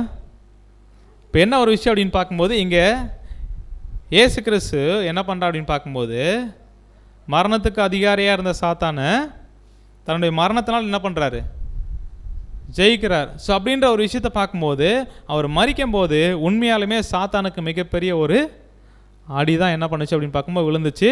ஆனால் சாத்தான் வந்து மறிச்சிட்டாரா அப்படின்னு பார்த்தோம்னா இல்லை. ஸோ அப்படியா பார்க்கும்போது அன்புக்குரிய சகோதர சகோதரிகளே, இந்த முதலாம் வருகையில் அவர் மரிக்கும் போது நடந்த ஒரு விஷயம் என்ன அப்படின்னு பார்த்தோம்னா தேவன் அவர் ஆவியை கொடுத்து இந்த சாத்தானுடைய கிரியைகளை அடிக்கிற ஒரு வேலையை என்னாச்சு அப்படின்னு பார்க்கும்போது முதலாம் வருகையிலேருந்து என்ன பண்ணிட்டார், அவர் ஸ்டார்ட் பண்ணிட்டார். அப்போ மரணத்துக்கு அதிகாரம் இருந்த சாத்தானை தன்னுடைய மரணத்தினால் என்ன பண்ணுறா அப்படின்னு பார்க்கும்போது ஜெயிக்கிற ஒரு விஷயத்தை என்ன பண்ணுறாருன்னா செய்கிறாரு. ஸோ இப்போ இந்த முதலாம் வருகையில் நம்ம மீண்டுமாக பார்க்கும்போது இந்த சகோதரர்கள் அப்படின்றவங்க யார் அப்படின்னு பார்த்தோம்னா இப்போ இயேசு கிறிஸ்துவின் லைஃப்பில் அவங்களுக்கு மட்டும் தெரிஞ்சது இல்லைங்களா, அவர் ராஜாவாக என்ன பண்ணியிருக்கிறாரு. முதலாம் வருகையில் இருக்கும்போதே அவர் ராஜா அப்படின்றது யாருக்கு மாத்திரம் தான் தெரிஞ்சது. அவருடைய சகோதரர்கள் அப்படின்னா யார் அப்படின்னு பார்க்கும்போது 12 அப்போஸ்தலர்கள், சீஷர்கள். ஸோ இவங்க மாத்திரம் தான் என்ன பண்ணுறாங்க அப்படின்னு பார்க்கும்போது அங்கே ராஜாவாக என்ன பண்ணுறாங்க அப்படின்னு பார்க்கும்போது அவரை அங்கீகரிக்கிற ஒரு விஷயத்தை முதலாவது அபிஷேகத்தில் என்ன பண்ணுது அப்படின்னு பார்க்கும்போது நடக்கிறத நம்ம பார்க்குறோம். சரி, அடுத்தது இப்போ 2வது ஒரு அபிஷேகம் அப்படின்ற ஒரு விஷயம் எங்கே தாவீதுக்கு நடந்துச்சு அப்படின்னு பார்த்தோம்னா எப்ரோனில் நடந்துச்சு. யார் மத்தியில் அப்படின்னு பார்க்கும்போது யூதா கோத்திர ஜனங்கள். ஸோ அவங்க யார் அப்படின்னு பார்த்தோம்னா யாருடைய கோத்திரம்? தாவீது. தாவீது யார் கோத்திரம்? இல்லை, ஏன் அவ்வளோ யோசிக்கிறீங்க? ஸோ என்ன ஒரு விஷயம் அப்படின்னு பார்க்கும்போது அவங்க கோத்திர ஜனங்கள் அவரை ராஜாவாக என்ன பண்ணுறாங்க? மற்ற 11 கோத்திரம் அங்கீகரித்தாலும் அங்கீகரிக்கலனாலும் நாங்கள் எங்கள் கோத்திரத்துக்கு, அதுவும் எங்கள் கோத்திரத்துலேயே வந்த உங்களை நாங்கள் என்ன பண்ணுறோம்? ராஜாவாக ஏற்றுக்கொள்கிறோம் அப்படின்னு என்ன பண்ணுறாங்க அப்படின்னு பார்க்கும்போது அவருடைய சொந்த ஜனங்களாக இருக்கக்கூடிய சொந்த கோத்திர ஜனங்கள் என்ன பண்ணுறாங்க? ராஜாவாங்க என்ன பண்ணுறாங்கன்னா அவரை ஏற்றுக்கொள்கிறாங்க, அபிஷேகம் பண்ணுறாங்க அப்படின்னு பார்க்குறோம். ஸோ இந்த எப்ரோன் அப்படின்ற ஒரு விஷயம், இந்த 2வது அபிஷேகம் பண்ணப்படுற ஒரு விஷயம் இருக்கு இல்லைங்களா, அந்த எப்ரோன் அப்படின்ற அந்த ஒரு வார்த்தைக்கு என்ன அர்த்தம் அப்படின்னு பார்க்கும்போது சீட் ஆஃப் அசோசியேஷன் அப்படின்னு அர்த்தம். ஸோ அசோசியேஷன் அப்படின்னா என்ன அப்படின்னு பார்க்கும்போது சப்போர்ட்டுக்காக என்ன பண்ணுறாங்க அப்படின்னு பார்க்கும்போது இருக்கிறவங்க. அடுத்து என்ன பார்க்க உதவியால் என்ன பண்ணுறவங்க அப்படின்னு பார்த்தோம்னா இருக்கிறவங்க. இப்போ இந்த எப்ரோன் அப்படின்ற ஒரு இடத்துல 2வது அபிஷேகம் பண்ணப்படும் போது அவருடைய சொந்த ஜனங்கள் மாத்திரம் தெரிஞ்சுக்கிறாங்க அப்படின்னா இந்த ஒரு எப்ரோன் அப்படின்ற ஒரு வார்த்தையிலிருந்து இப்போ நம்ம என்ன பண்ணுறோம் அப்படின்னு பார்க்கும்போது இயேசு கிறிஸ்துவுக்கு இந்த 2வது அபிஷேகம் எதுன்றதை நம்ம என்ன பண்ணணும்? கண்டுபிடிக்கணும். இப்போ இயேசு கிறிஸ்துவின் வாழ்க்கையில் 2வது அபிஷேகம் அப்படின்றத எப்படி தாவீதினுடைய நிழல் நடந்த 2வது அபிஷேகத்தை ஒப்பிடலாம்? எப்போ நடந்துச்சு இயேசு கிறிஸ்துக்கு 2வது அபிஷேகம்? எதை சொல்லலாம்? ஸோ என்ன ஒரு விஷயம் அப்படின்னு பார்க்கும்போது இந்த 2வது அபிஷேகம் அப்படின்றது முதல் அபிஷேகம் முதல் வருகை, கரெக்டுங்களா? 2வது அபிஷேகம் 2ஆம் வருகை. ஸோ இப்போ என்ன ஒரு விஷயம் அப்படின்னு பார்த்தோம்னா இந்த 2ஆம் வருகையில் அவருடைய சொந்த ஜனங்கள் மாத்திரம் என்ன பண்ணுறாங்க அப்படின்னு பார்க்கும்போது ஒரு ராஜாவை என்ன பண்ணுறாங்க? அங்கீகரிக்கிறாங்க. அந்த கோத்திரத்துக்கு தான் இவர் ராஜாவை என்ன பண்ணுறாரு? அப்பாயிண்ட் பண்ணப்படுறார். ஆனால் அவர் தனியாக என்ன பண்ணல அப்படின்னு பார்க்கும்போது அந்த ஒரு விஷயத்தை பண்ணல. கூட என்ன பண்ணுறாங்க அப்படின்னு பார்க்கும்போது அவர் முதலாம் வருகையில் வந்து அவர் கூட அசோசியேட் பண்ணுறதுக்கு ஒரு சில வகுப்பார் என்ன பண்ணார் அப்படின்னு பார்க்கும்போது தேர்ந்தெடுத்தார். ஸோ இப்போ 1874 2ஆம் வருகையில் வர ஒரு விஷயம் எந்த ஒரு காரியத்துக்கு இங்கே ஒரு நிழலாக இருக்குது அப்படின்னு பார்க்கும்போது தாவீதுக்கு பண்ண 2வது அபிஷேகத்துக்கு அப்படின்ற ஒரு விஷயத்தை பார்க்குறோம். ஸோ அப்படி பார்க்கும்போது இந்த ஒரு 2வது அபிஷேகம் அப்படின்றது அந்த யூத ஜனங்கள் மாத்திரம், யூதா கோத்திரம் மாத்திரம் அவர் ராஜாவை அங்கீகரிக்கிறது. இப்போ இயேசு கிறிஸ்துவின் லைஃப்பில் அவர் 2ஆம் வருகை அப்படின்றத எப்படி உறுதிப்படுத்தலாம் அப்படின்னு பார்த்தோம்னா சிதேக்கியாவுக்கு தேவன் என்ன பண்ணார் அப்படின்னு பார்க்கும்போது அவருக்கு விரோதமாக ஒரு தீர்க்கதரிசனம் என்ன பண்ணுச்சு? எசேக்கியேல் தீர்க்கதரிசி மூலமாக வந்துச்சு. அவர்கிட்ட என்ன சொல்கிறார் அப்படின்னு பார்க்கும்போது இப்போ இயேசு கிறிஸ்து 2ஆம் வருகையில் ராஜா வரார் அப்படின்னாலே யாருடைய ராஜ்யபாரத்தை கொடுப்பேன் அப்படின்றத முன்னாடியே படித்தோம். தாவீதினுடைய ராஜ்யபாரத்தை கொடுப்பேன்னாரு. அப்போது இந்த ஒரு ராஜ்யபாரம் எப்படி இவருக்கு கிடைக்கும் அப்படின்றத இப்போ சிதேக்கியாவுக்கு கொடுக்கக்கூடிய அந்த தீர்க்கதரிசனம் மூலமாக நம்ம என்ன பண்ணலாம்னா உறுதிப்படுத்தலாம். எசேக்கியேல் 21ஆம் அதிகாரம் 25ஆம் வசனம் முதல். எசேக்கியேல் 21ஆம் அதிகாரம் வசனம் 25 முதல் 27 வரை. இஸ்ரவேலை ஆளுகிற அவபக்தி உள்ள துன்மார்க்க அதிபதியே, அக்கிரமத்துக்கு முடிவரும் காலத்தில் உன்னால் வந்தது. பாகையை கழற்று, கிரீடத்தை எடுத்து போடு, அது இனி முன்போல் இராது. தாழ்ந்தவனை உயர்த்தி உயர்ந்தவனை தாழ்த்துவேன். ஸோ இப்போ எசேக்கியேல் தீர்க்கதரிசி மூலமாக சிதேக்கியா ராஜாவுக்கு விரோதமாக உரைக்கப்படுற தீர்க்கதரிசனம் தான் இது. அவர் யார் அப்படின்னு பார்க்கும்போது அவபக்தி உள்ள துன்மார்க்க அதிபதி. இப்போ என்ன சொல்கிறார் அப்படின்னு பார்த்தோம்னா இப்போ ராஜ்யபாரம் பண்ணிகிட்டு இருக்கிற இந்த ராஜ்யபாரத்தில் என்ன இருக்குது அப்படின்னு பார்க்கும்போது கிரீடம் கொடுக்கப்பட்டிருக்கு. இப்போ அந்த பாகையும் கிரீடத்தை என்ன பண்ணுற எடுத்து போட்டு இது யாருக்கு தான் அடுத்து கிடைக்கும் அப்படின்னு பார்க்கும்போது என்னுடைய உரிமைக்காரர் அப்படின்னு பார்க்கும்போது 27ஆம் வசனம் படிச்சிடலாம்.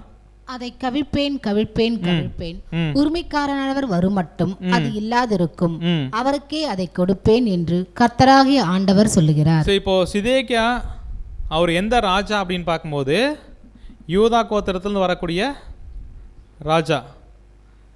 இப்போ அந்த யூதா கோத்திரத்தில் ராஜ்யபாரம் இப்போ அவர்கிட்ட இருந்து போகுது அப்படின்னா திரும்ப ஒரு ராஜ்யபாரம் ராஜாவோ ஒருத்தர் வரார் அப்படின்னா யாருலேருந்து தான் வரணும்? அதே யூதா கோத்திரத்தில் யாருக்கு அப்படின்னு பார்க்கும்போது உரிமைக்காரரானவர் அவர் யார் அப்படின்னு பார்க்கும்போது அவர் தான் நம்முடைய ஆண்டவராகிய இயேசு கிறிஸ்து. இப்போ 2ஆம் வருகையில் அவர் வரார் அப்படின்னா வந்து யாருக்கு தான் அவர் முதலாக ராஜாவாகிறார் தெரியுங்களா? தேவன் ஏற்படுத்துகிறாரு ஒட்டுமொத்த உலகத்துக்குமா. இயேசு கிறிஸ்து 2ஆம் வருகையில் வரும்போது ஒட்டுமொத்த உலகத்துக்கும் ராஜா அப்படின்ற ஒரு நிலைமையில் என்ன பண்ணல அப்படின்னு பார்க்கும்போது எல்லாரும் ஏற்றுக்கொள்கிற வகையில் அவர் வரும்போது என்ன பண்ணாது இருக்காது அப்படின்றதுக்கு என்ன பண்ணுறோம் அப்படின்னு பார்க்கும்போது இங்கே நம்ம ப்ரூஃப் பார்த்துட்ருக்கோம். ஸோ அப்படியே பார்க்கும்போது அவர் யாருக்காக தான் ராஜா அப்படின்னு பார்த்தோம்னா யாருக்கிட்டேருந்து கிரீடம் எடுக்கப்பட்டிருக்கோ எந்த கோத்திரத்துலேருந்து எடுக்கப்பட்டிருக்கோ அதே ஒரு கோத்திரம் அப்படின்னு பார்க்கும்போது யார் அப்படின்னு பார்த்தோம்னா இந்த இஸ்ரேல் ஜனங்களுக்கு தான் இவர் என்ன பண்ணுறார் அப்படின்னு பார்க்கும்போது ராஜாவை என்ன பண்ணுறார் 2வது ஒரு அபிஷேகம் என்ன பண்ணுறாருன்னா செய்யப்படுறாரு அப்படின்ற ஒரு விஷயத்தை பார்க்குறோம். ஸோ அப்படியே பார்க்கும்போது நம்முடைய ஆண்டவராகிய இயேசு கிறிஸ்து 2வது அபிஷேகம் அவருடைய 2ஆம் வருகை. ஸோ எப்போ அப்படின்னு பார்க்கும்போது 1874ன்னு பார்க்குறோம். என்னவாக அபிஷேகம் பண்ணப்படுறா அப்படின்னு பார்த்தா ராஜாவாக. யார் மேலே ராஜாவாக அபிஷேகம் பண்ணப்படுறார் அப்படின்னு பார்த்தோம்னா ஒட்டுமொத்த யூத ஜனங்கள் அப்படின்றது நிஜத்தில் யார் அப்படின்னு பார்க்கும்போது ஒட்டுமொத்த இஸ்ரேல் ஜனங்கள் அப்படின்ற ஒரு விஷயத்தை நம்ம என்ன பண்ணோம் பார்க்குறோம். ஸோ அப்போ யூதா கோத்திரம் அப்படின்றது யார் அப்படின்னு பார்த்தோம்னா நிஜத்தில் ஒட்டுமொத்த இஸ்ரேல் தேசம். அதான் நம்ம இப்போ ஏற்கனவே படித்தோம். சிதறிக்கிற எல்லா தேசத்துலையும் ஜனங்களை கூட்டி வரும்போது அவங்க ஒரே ஜாதியாக இருப்பாங்க. ராஜா யார் தான் இருப்பா? ஒருத்தராக தான் இருப்பார். அது எந்த டைமில் அப்படின்னு பார்க்கும்போது இயேசு கிறிஸ்து 2ஆம் வருகையில் வந்ததுலேருந்து இப்போ அந்த தேசத்துக்கு இஸ்ரேல் தேசத்துக்கு யார் தான் ராஜா? யார் தான் ராஜா? ஸோ அதிபர் பெஞ்சமின் நெத்தன்யாகுவா? ஸோ ஒருவேளை அவர் தான் அந்த ஒரு தேசத்தை பாதுகாக்கிறாரு,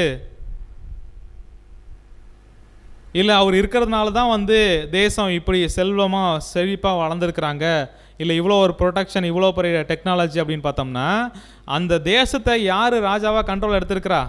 ஆனால் அவங்க என்ன பண்ணல, இன்னும் முழுசாக அங்கீகரிக்கல. பட் இந்த 2ஆம் அபிஷேகம் முடியும் போது என்ன பண்ணுவாங்க? கண்டிப்பாக அவங்க ராஜாவாக முழுவதுமாக என்ன பண்ணுவாங்க அப்படின்னு பார்க்கும்போது ஏற்றுக்கொள்வாங்க. ஸோ அந்த 2வது ஒரு அபிஷேகம் முடிஞ்சதுக்கு அப்புறம் தான் 11 கோத்திரங்களும் வந்து நீங்கள் ராஜாவாக இருங்கன்னு கேட்குறாங்க இல்லையா தாவீதுக்கிட்ட. அந்த மாதிரி ஒட்டுமொத்த உலக ஜனங்களும் உலகத்தில் இருக்கக்கூடிய தேசங்களும் தாவீது வந்து ராஜாவாக எங்களுக்கு நாங்கள் ஏற்படுத்துகிறோம் அப்படின்னு வந்த மாதிரி இயேசு கிறிஸ்துவ ராஜாவை என்ன பண்ண போகிறாங்க? அங்கீகரிக்க போகிறாங்க. அது எப்போ அப்படின்னு பார்க்கும்போது 3வது ஒரு அபிஷேகம் நடந்ததுக்கு அப்புறம் தான்.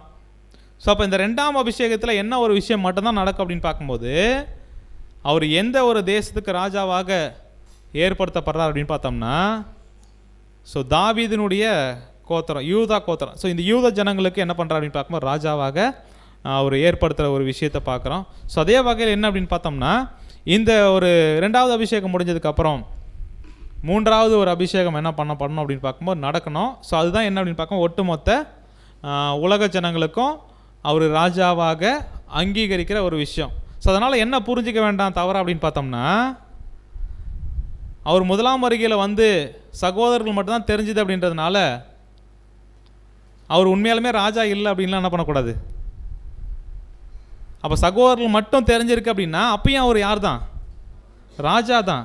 இப்போ தேவனுடைய சித்தம் அவருடைய திட்டம் படிப்படியாக ஸ்டெப் பை ஸ்டெப்பாக எப்படி நிறைவேறுது அப்படின்றத நம்ம என்ன பண்ணுறோம் பார்க்குறோம். அப்போ 2ஆம் வருகையில் வரும்போது இஸ்ரேல் தேசத்துக்கு மட்டும்தான் அவர் ராஜாவாக அப்பாயின்ட் பண்ணப்படுறார், நியமிக்கப்படுறார் அப்படின்ற ஒரு விஷயத்தை பார்க்கும்போது அப்போ ஒட்டுமொத்த உலகத்துக்கு அவர் ராஜா இல்லையா அப்படின்னு பார்த்தோம்னா அப்படியாக என்ன பண்ணல அப்படின்னு பார்க்கும்போது உலகம் முழுவதும் அவர் ராஜாவை அங்கீகரிக்கிற ஒரு ஸ்டேஜ் இருக்குது.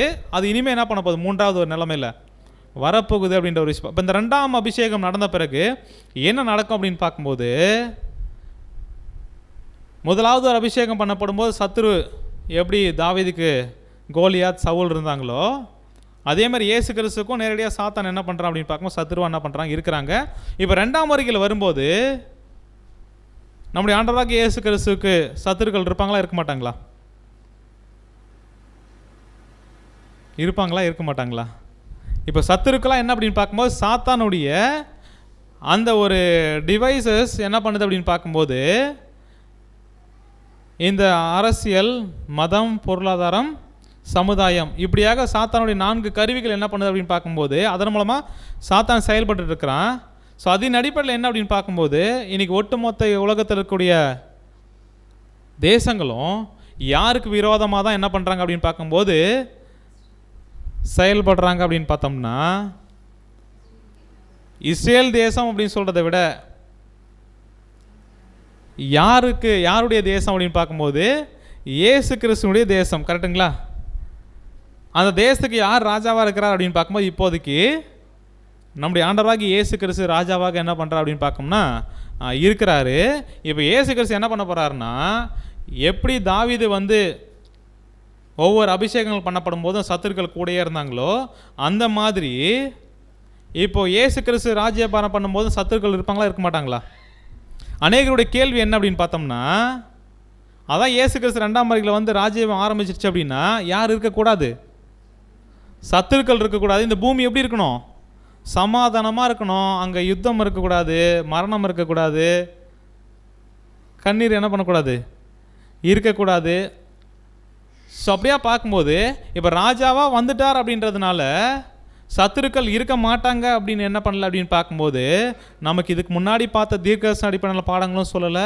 அதேமாதிரி நிழல் பொருளையும் பார்க்கும்போது சத்துருக்கள் எப்போ தான் முழுவதுமாக முறியடிக்கப்படுறாங்க அப்படின்னு பார்த்தோம்னா, இந்த தாவீதினுடைய லைஃப்பில் எண்டில் தான் என்ன பண்ணுறாங்க, முறியடிக்கப்படுறாங்க. அது வரைக்கும் சத்துருக்கள் என்ன பண்ணுறாங்க அப்படின்னு பார்க்கும்போது இருந்துக்கிட்டு தான் இருக்கிறாங்கன்னு பார்க்குறோம். ஸோ அப்படின்னா இப்போது நம்முடைய ஆண்டவர் என்ன பண்ணிட்டு இருக்கா அப்படின்னு பார்க்கும்போது, இப்போ அவருடைய எதிரிகளாக இருக்கிறாங்கல்ல, ஒட்டுமொத்த உலகத்தில் இருக்கக்கூடிய அந்த அமைப்புகள், ஸோ இதை என்ன பண்ணணும் அப்படின்னு பார்க்கும்போது அழிக்கணும் அப்படின்னா இவர் எதை தான் ஒரு கருவியாக பயன்படுத்துகிறார் அப்படின்னு பார்க்கும்போது அவருடைய தேசத்தை தான் என்ன பண்ணுறாரு ஒரு கருவியாக பயன்படுத்தி தான் அவங்களுக்கு எல்லாருக்கும் என்ன பண்ண போகிறார் அப்படின்னு பார்க்கும்போது புரிய வைக்க போகிறாரு.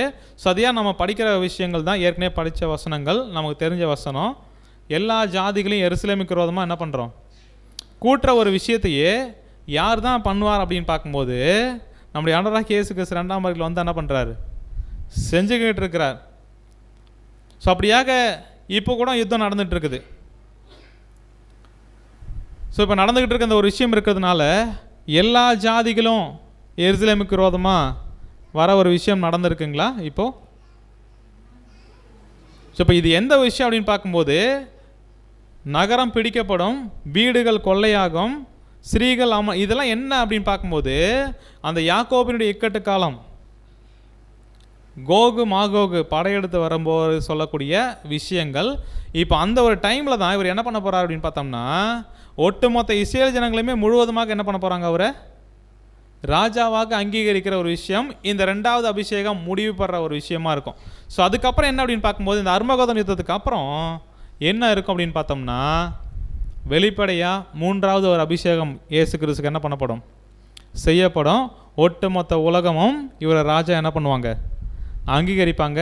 அப்படி ராஜாவும் அங்கீகரித்த பிறகும் அங்கேயும் யார் இருப்பாங்க அப்படின்னு பார்க்கும்போது சத்துருக்கள் என்ன பண்ணுவாங்க, இருப்பாங்க அப்படின்னு பார்க்குறோம். ஸோ இப்போ அந்த சத்துருக்களுக்கு எப்போ தான் ஒரு முடிவு அப்படின்றத நம்ம என்ன பண்ணலாம்னு நம்ம பார்க்கலாம். ஸோ அப்படியே பார்க்கும்போது கர்த்தர் என்ன பண்ணுவார்னா, புறப்பட்டு யுத்த நாளில் போராடுறது போல் அந்த ஜாதிகளோட என்ன பண்ணுவார் அப்படின்னு பார்த்தோம்னா போராடுவார்.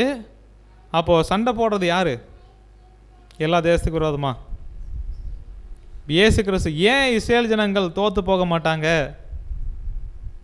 ஒட்டுமொத்த உலகமும் அவங்களுக்கு எதிராக வந்தாலும் அப்படின்னு பார்த்தோம்னா, அவங்களுக்கு இருக்கிற டெக்னாலஜி கைவிட்டுரும், அவங்க நம்பி இருக்கிற யூஎஸ்ஏ அமெரிக்கா கைவிட்டுரும். ஆனால் அதுக்கு ராஜாவாக ஒருத்தர் இருக்கிறார் இல்லையா, அவர் என்ன பண்ண மாட்டார். ஸோ என்ன பண்ண மாட்டார் அப்படின்னு பார்க்கும்போது தோற்று போகிறதுக்கு இடம் கொடுக்க மாட்டார். அப்போ அந்த யுத்தத்தை யார் தான் பண்ணுவா அப்படின்னு பார்க்கும்போது கர்த்தர் யுத்த நாளில் புறப்பட்டு என்ன பண்ணுவார்னா எல்லா ஜாதிகளோடு என்ன பண்ணுவார்னா போராடுவார் அப்படின்ற ஒரு விஷயத்தை பார்க்குறோம்.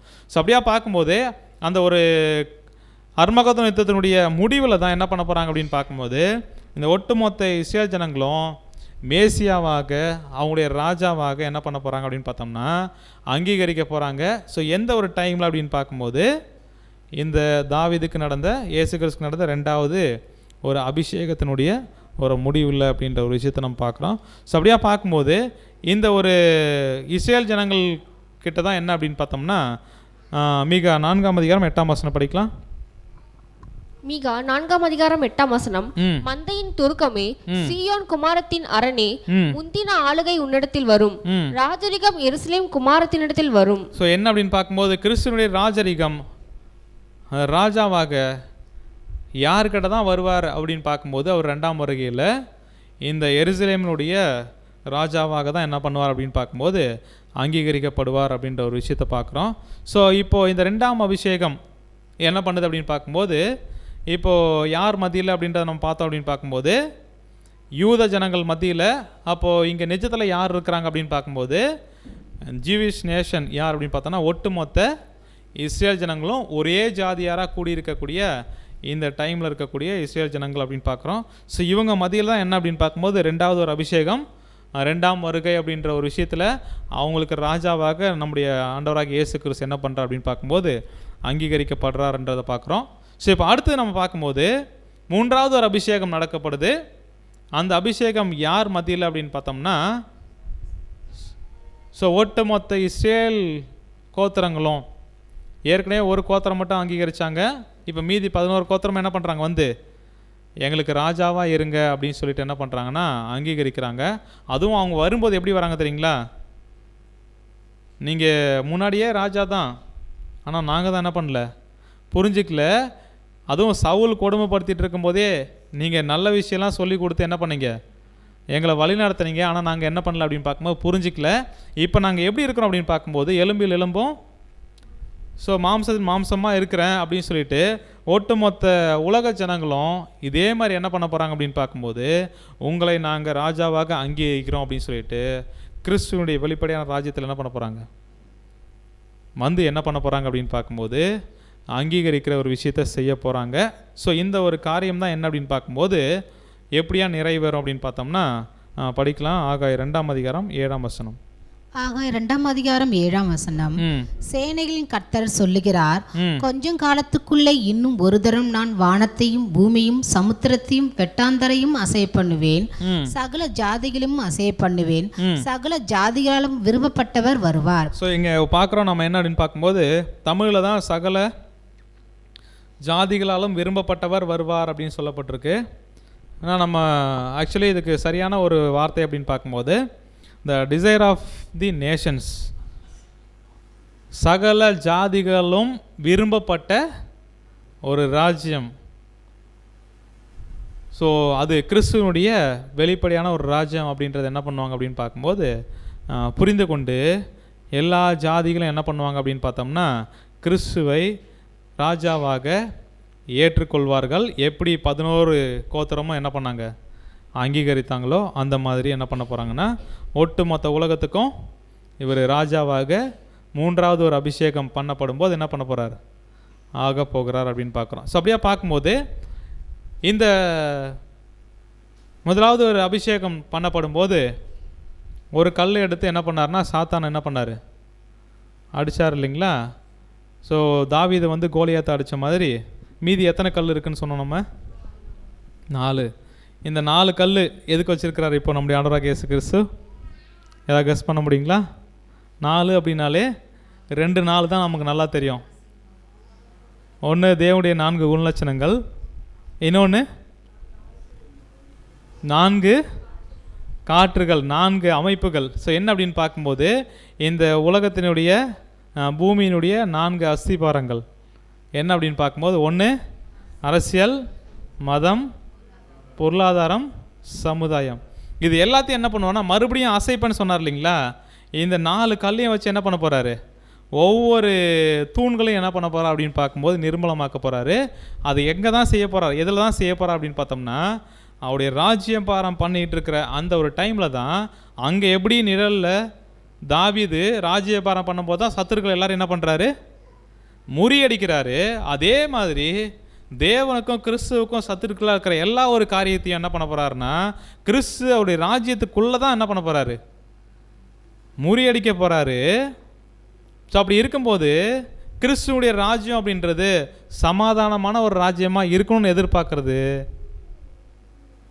வசனத்துக்கும் சத்தியத்துக்கும் ஒப்பிட்டு போகிற மாதிரி என்ன பண்ணல இல்லை. ஸோ அப்படியா பார்க்கும்போது அன்புக்குரிய சகோதர சகோதரிகளே இந்த 3 அபிஷேகங்கள் என்ன அப்படின்னு பார்க்கும்போது முதல்ல சீஷர்கள், அதுக்கப்புறம் ஒட்டுமொத்த இஸ்ரேல் ஜனங்கள், அதுக்கப்புறம் ஒட்டுமொத்த உலகம். இயேசு கிறிஸ்துவ 3 அபிஷேகம் என்ன பண்ணப்படுது அப்படின்னு பார்க்கும்போது நடக்கிற ஒரு காரியத்தை பார்க்குறோம். ஸோ அந்த 3 அபிஷேகம் நடக்கப்படும் போதும் சத்துருக்கள் என்ன பண்ணுறாங்க அப்படின்னு பார்க்கும்போது இருந்துக்கிட்டு தான் இருக்கிறாங்க. எது வரைக்கும் அப்படின்னு பார்க்கும்போது வெளிப்படையான ராஜ்யம் ஆரம்பித்து இந்த 1000 வருஷம் அரசாட்சி முடிஞ்சு அந்த கொஞ்ச காலத்துக்கு வரைக்கும் யார் வந்துட்டு தான் இருக்கிறா? அப்போது சாத்தானுடைய ஆளுகைகள் இல்லை சாத்தானுடைய கிரியைகள் முழுவதுமாக சங்கரிக்கப்படுற ஒரு விஷயம் அப்படின்றது இயேசு கிறிஸ்து 2ஆம் வருகையில் வரும்போதே கம்ப்ளீட்டாக முடிச்சுட்டு தான் என்ன பண்ணுவார் அப்படின்னு பார்க்கும்போது அடுத்த வெளிப்படையான ராஜ்யத்தை எல்லாரையும் ஆசீர்வதிக்கிற ஒரு விஷயத்தை பண்ணுவார் அப்படின்ற ஒரு விஷயமா என்ன பண்ணல. அப்போது சத்துருவை முழுவதுமாக முறியடிக்கிற ஒரு விஷயம் அப்படின்னு பார்க்கும்போது படிக்கலாம் 1 கொரிந்தியர் 15:26. 1 கொரிந்தியர் 15ஆம் அதிகாரம் 25ஆம் வசனம் முதல் எல்லா சத்துருக்களையும் தமது பாதத்திற்கு கீழாக்கி போடும் வரைக்கும் அவர் ஆளுகை செய்ய வேண்டியது பரிகரிக்கப்படும் கடைசி சத்துரு மரணம். இப்போ எது வரைக்கும் ஒரு ஆளுகை செய்யணும் அப்படின்னு பார்த்தோம்னா எல்லா சத்துருக்களையும் என்ன பண்ணணும்? பாதத்துக்கு கீழாக்கி போடுற வரைக்கும். அப்படின்னா இந்த சத்துருக்கள் எது வரைக்குமே இருப்பாங்க? கடைசியாக அந்த கொஞ்ச காலத்தில் என்ன ஆகுது அப்படின்னு பார்க்கும்போது சத்துருக்கள் முழுவதுமாக சாத்தான் விடுதலையாக்கப்பட்டு கம்ப்ளீட்டாக என்ன அப்படின்னு பார்க்கும்போது சாத்தானும் அவனை தேர்ந்தவங்களுக்கும் 2ஆம் மரணம் அப்படின்ற ஒரு விஷயம் நடக்கிற வரைக்குமே என்ன இருக்குது அப்படின்னு பார்க்கும்போது சத்துருக்கள் என்ன பண்ணுறாங்க? இருந்துக்கிட்டு தான் இருக்கிறாங்க அப்படின்ற ஒரு விஷயத்தை பார்க்குறோம். ஸோ அதான் நம்ம பார்க்குறோம்.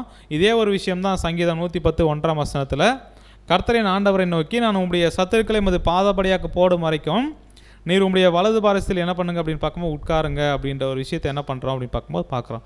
ஸோ அப்படின்னா எல்லா சத்துருக்களையும் பாதபடி ஆக்கிற வரைக்கும் இவர் என்ன பண்ணணும் அப்படின்னு பார்க்கும்போது ஆளுகை செய்யணும். அப்படின்னா அப்போ பாதபடியாக்கி என்ன பண்ணணும் அப்படின்னு பார்க்கும்போது கம்ப்ளீட்டாக எல்லாரையும் அழித்து தான் தேவன்கிட்ட என்ன பண்ணுறாரு முழுசா. அப்போனா இந்த ஒரு 1000 வருஷம் முழுசும் இந்த ஒரு ஸ்டெப்பு தான் என்ன பண்ணோம்? ஒன்று ஒன்றா ஸ்டெப் பை ஸ்டெப்பாக நடந்துக்கிட்டே இருக்கும். ஸோ அப்போ ஒரே டைமில் என்ன அப்படின்னு பார்க்கும்போது வெளிப்படையாக எல்லாரையும் ஆசீர்வதிக்கிற நிலமையில் கிறிஸ்துவனுடைய ராஜ்யம் என்ன பண்ணாது அப்படின்னு பார்க்கும்போது இருக்காதுன்றத நிழலும் பொருளுமாக என்ன பண்ணியிருக்கிறோம் அப்படின்னு பார்க்கும்போது இப்போ நம்ம ஒப்பிட்டு பார்த்துருக்குறோம். ஸோ அப்படியே பார்க்கும்போது இந்த ஒரு 3 அபிஷேகத்தை இயேசு கிறிஸ்துவின் 2ஆம் வருகையில் இருக்கக்கூடிய 3 ஸ்டேஜ். ஸோ அப்போ முதலாவது ஒரு ஸ்டேஜ் என்ன அப்படின்னு பார்க்கும்போது பரோஷியா. அந்த டைமில் யார் மட்டும்தான் உயிர் தெழுப்பப்படுறாங்க அப்படின்னு பார்க்கும்போது சகோதரர்கள் மாத்திரம். அப்போ 1874 வந்துட்டாலும் முதலாம் உயிர் தெழுதல் 1878 நடக்குது. அந்த ஒரு விஷயம் யாருக்கு மட்டும்தான் தெரியும் அப்படின்னு பார்க்கும்போது சீஷர்கள் மாத்திரம் தான் தெரிகிற மாதிரி இருக்கும். இப்போ எப்பிஃபனியா ஸ்டேஜில் என்ன பண்ண போகிறாங்க அப்படின்னு பார்க்கும்போது ஒட்டுமொத்த இஸ்ரேல் ஜனங்களும் என்ன பண்ண போகிறாங்க? அவர் ராஜாவாக அங்கீகரிக்கிற ஒரு விஷயம். ஆனால் இந்த விஷயம் யாருக்கு முன்னாடியே தெரிஞ்சிருச்சு? இந்த 2வது அபிஷேகம் இஸ்ரேல் ஜனங்களுக்கு கூட என்ன பண்ணல நடந்திருக்கு. இயேசு கிறிஸ்துக்குன்னு இன்னும் பண்ணல, இன்னும் கண்டுபிடிக்கல. பட் கண்டுபிடிக்க போகிறாங்க அர்மகதோன் யுத்தத்தில் அந்த ஒரு கிளைமேக்ஸில்.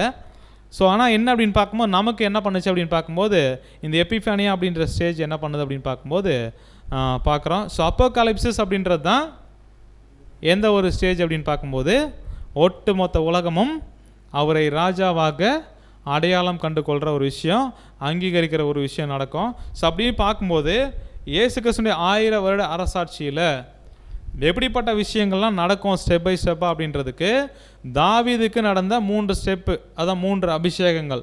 அதன் மூலமாக என்ன பண்ணோம் அப்படின்னு பார்க்கும்போது இன்றைக்கு நாளில் இந்த ஒரு 1000 இயர்ஸ் சப்ஜெக்ட் நம்ம என்ன பண்ணோம் அப்படின்னு பார்க்கும்போது நம்ம பார்த்தோம்.